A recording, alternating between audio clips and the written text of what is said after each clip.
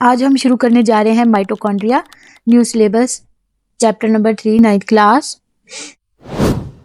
Topic है हमारा mitochondria. सबसे पहले आते हैं इसकी डेफिनेशन की तरफ। Mitochondria are the power house of the cell. इनको हम कहते हैं पावर हाउस ऑफ सेल। इनको अब हम पावर हाउस क्यों कहते हैं सेल के? क्योंकि दे प्रोड्यूस एनर्जी। ये एनर्जी बनाते हैं इन फॉर्म ऑफ एटीपी,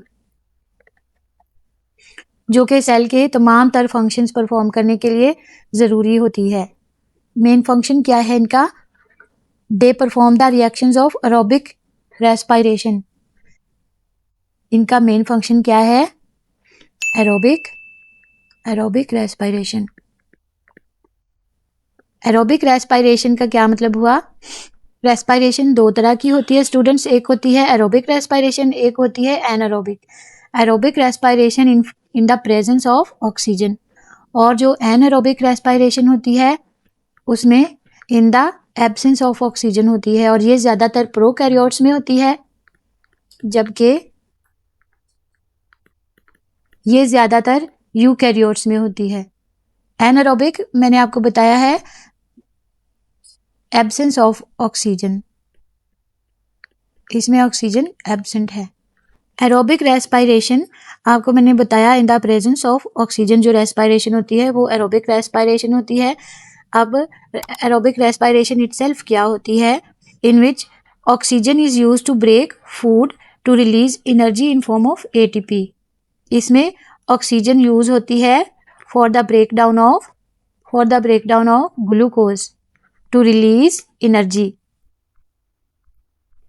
ग्लूकोज को हम फूड भी कह सकते हैं क्योंकि फूड में ग्लूकोज पाया जाता है जो हम खुराक खाते हैं। माइटोकॉन्ड्रिया के अब स्ट्रक्चर पे आ जाते हैं। इसका स्ट्रक्चर आपको स्क्रीन में दिखाया गया है। ये माइटोकॉन्ड्रिया का स्ट्रक्चर है। इसमें सबसे पहले देखिए, ये डबल बाउंडेड मेम्ब्रेन होती है इसकी। ये डबल मेम्ब्रेनस होता है। ये इसकी आउटर मेम्ब्रेन है, जबकि इसकी जो इनर मेम्ब्रेन है वो ये फोल्डेड होती है। ये फोल्ड हो के इसकी क्या बनाती है? ये चीज इसकी क्या है? क्रिस्टी है। इनर मेम्ब्रेन इसकी फोल्ड कर करके क्या बनाती है? क्रिस्टी। और इसके अलावा इसमें क्या होता है? इसमें अपना डीएनए होता है। ये जो आपको यहाँ पे ये व्हाइट व्हाइट सा नजर आ रहा है, ये माइटोकॉन्ड्रिया का अपना डीएनए है। और आपको इसमें ये जो छोटे छोटे सर्कल से नजर आ रहे हैं, ग्रेन्यूल से नजर आ रहे हैं, ये क्या है? इसका राइबोसोम। इसमें ये इसके राइबोसोम्स हैं। ये जो अब आपको इसमें ये फ्लूइड सा नजर आ रहा है क्रिस्टी के इर्द गिर्द और मेम्ब्रेन के अंदर, ये सारा फ्लूइड क्या है इसका? ये है मैट्रिक्स। माइटोकॉन्ड्रिया में पाया जाने वाला जो फ्लूइड है उसको हम क्या कहते हैं? मैट्रिक्स।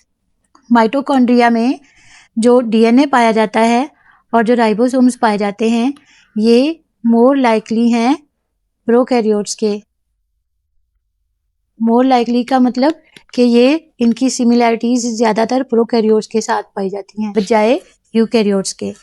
आपकी बुक के पेज नंबर 50 पे सबसे ऊपर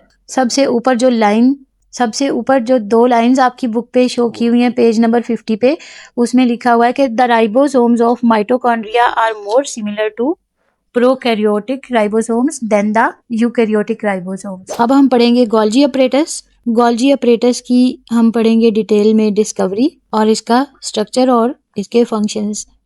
गोल्जी अपरेटस डिस्कवर कब हुआ था? 1898 में। इसको एक इटालियन फिजिशियन, इटालियन मतलब इटली के रहने वाले एक फिजिशियन कैमिलो गोल्जी ने डिस्कवर किया, या इसको हम सी गोल्जी भी कह सकते हैं। इसने इसको कब डिस्कवर किया? जब वो सेट ऑफ फ्लैटेंड सैक्स साइटोप्लाज्म में देख रहा था।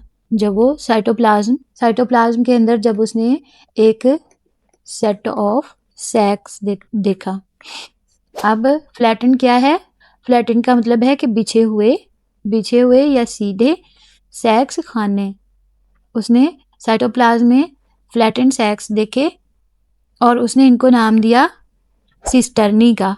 आप लोग ये डायग्राम में देख सकते हैं कि ये जो हैं ये गोल्जी अपरेटस के सिस्टर्नी है। इनको हम सेट ऑफ फ्लैटेंड सैक्स या सिस्टर्नी भी कह सकते हैं। ये स्टैक थे ओवर वन अनदर, यानी कि एक दूसरे के ऊपर पड़े हुए थे साइटोप्लाज्म में। इसने इनको कंबाइन नाम दिया किसका? गोल्जी अपरेटस का। गोल्जी अपरेटस प्लांट्स के सेल में और एनिमल्स के सेल में, दोनों में पाया जाता है। अब इसका मेन फंक्शन क्या है? इसका मेन फंक्शन है टू मॉडिफाई प्रोटीन्स। ये कौन सी प्रोटीन्स को मॉडिफाई करता है? जो कि एंडोप्लाज्मिक रेटिकुलम से इसकी तरफ आती हैं। ये क्या करता है? उन प्रोटीन को पैक कर देता है, टू पैक प्रोटीन्स, और उनको मजीद उनके मेम्ब्रेन बाउंडेड छोटे छोटे स्मॉल सैक्स बना देता है या स्मॉल वेजिकल्स बना देता है। वेजिकल्स अब हम थैलियों को भी कह सकते हैं कि ये छोटे छोटे गोल्जी वेजिकल्स बना देता है। इन वेजिकल्स को हम क्या नाम देंगे? जैसे आपको इस डायग्राम में ये नजर आ रहे हैं, ये स्मॉल वेजिकल्स, इनको हम गोल्जी वेजिकल्स भी कह सकते हैं। ये बना देता है गोल्जी वेजिकल्स।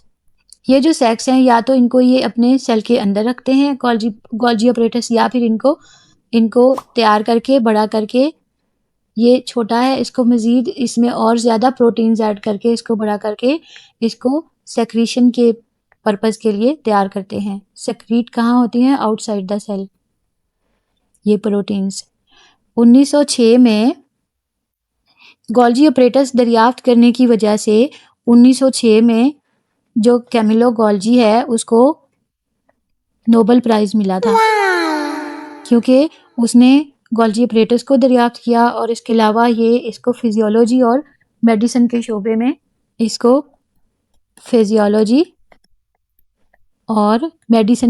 में नोबेल प्राइज दिया गया।